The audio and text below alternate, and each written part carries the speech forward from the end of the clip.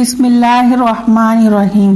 السلام علیکم ویورز، آج کی اس ویڈیو میں ہم آپ کو بتائیں گے کہ مور کو جنت سے کیوں نکالا گیا۔ ویورز، جیسا کہ آپ سب جانتے ہیں کہ مور ایک بہت ہی خوبصورت پرندہ ہے، لیکن یہ اس سے بھی زیادہ خوبصورت جنت میں تھا۔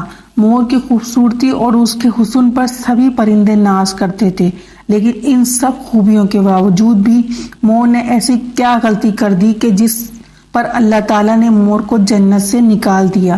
اللہ تبارک تعالیٰ نے جب حضرت آدم علیہ السلام اور اماں حوا کو پیدا کیا، اس کے بعد ان کو جنت میں بھیج دیا۔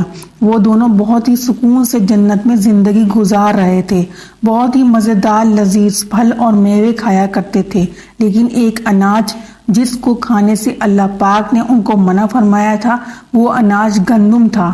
اب آپ کو بتا دوں کہ حضرت آدم علیہ السلام کی وجہ